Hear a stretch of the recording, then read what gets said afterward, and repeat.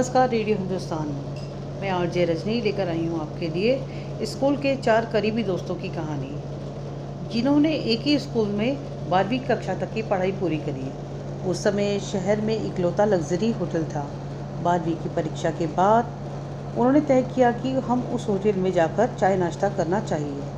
उन चारों ने मुश्किल से 40 रुपये जमा किए। रविवार का दिन था और 10:30 बजे का समय रहा होगा। वे चारों साइकिल से होटल पहुंचे। सीताराम, जयराम, रामचंद्र और रविशंकर चाय नाश्ता करते हुए बातें करने लगे। उन चारों ने सर्वसम्मति से फैसला लिया कि 50 साल बाद हम 1 अप्रैल को इसी होटल में फिर मिलेंगे। तब तक हम सबको बहुत मेहनत करनी चाहिए। यह देखना दिलचस्प होगा कि किसकी कितनी प्रगति हुई। जो दोस्त उस दिन बाद में होटल में आएगा उसे उस समय का होटल का सारा बिल देना होगा। उनको चाय नाश्ता परोसने वाला वेटर कल्लू यह सब सुन रहा था। उसने कहा कि अगर मैं यहाँ रहा तो मैं इस होटल में आप सबका इंतज़ार करूँगा। आगे की शिक्षा के लिए चारों अलग अलग हो गए। सीताराम शहर छोड़कर आगे की पढ़ाई के लिए अपने फूफा के पास चला गया। जयराम आगे की पढ़ाई के लिए अपने चाचा के पास चला गया। रामचंद्र और रविशंकर को शहर के अलग अलग कॉलेजों में दाखिला मिला। आखिरकार रामचंद्र भी शहर छोड़कर चला गया। दिन बीते, महीने, साल बीत गए। 50 वर्ष बाद उस शहर में परिवर्तन आया। शहर की आबादी बढ़ी, सड़कें, फ्लाईओवर ने महानगरों की सूरत ले ली। अब वह होटल 5 स्टार होटल में बन गया था। वेटर कल्लू अब कालू सेठ बन गया था और इस होटल का मालिक बन गया था।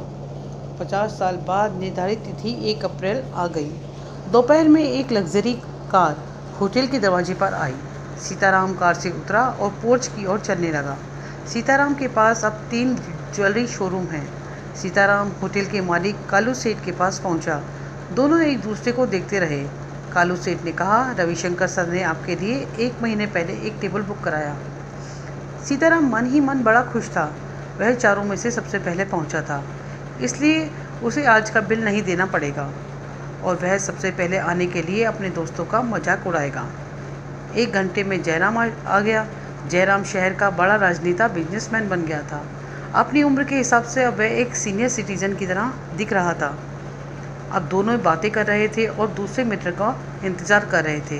तीसरा मित्र रामचंद्र आधे घंटे में आ गया।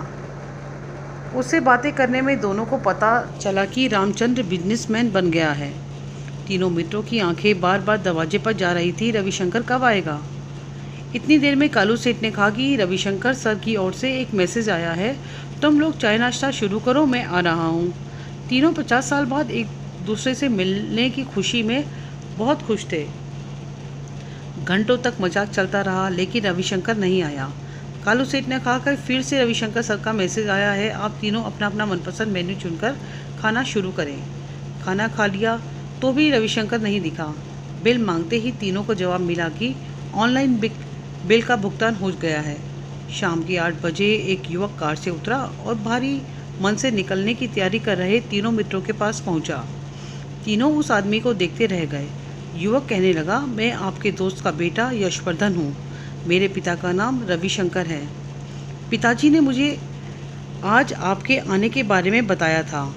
उन्हें इस दिन का इंतज़ार था, लेकिन पिछले महीने एक गंभीर बीमारी के कारण उनका निधन हो गया।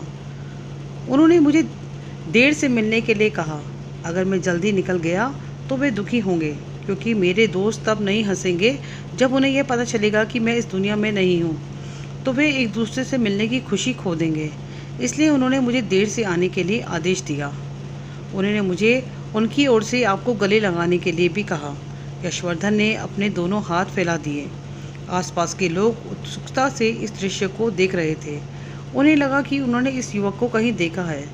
यशवर्धन ने कहा कि मेरे पिता शिक्षक बने और मुझे पढ़ाकर कलेक्टर बनाया। आज मैं इस शहर का कलेक्टर हूँ। सब चकित थे। कालू सेठ ने कहा कि अब 50 साल बाद नहीं, बल्कि हर 50 दिन में हमें अपने होटल के बार बार मिलेंगे और हर बार मेरी तरफ से एक भव्य पार्टी होगी। अपने मित्रों, दोस्तों व सगे संबंधियों से मिलते रहो। अपनों से मिलने के लिए बरसों का इंतज़ार मत करो। जाने कब किसकी बिछड़ने की बारी आ जाए और हमें पता ही ना चले। ज़िंदगी भी जो मित्रों ट्रेन की तरह होती है, जिसका जब स्टेशन आएगा उतर जाएगा, रह जाती हैं सिर्फ धुंधली यादें। परिवार के साथ रहें, जिंदा होने की खुशी महसूस करें।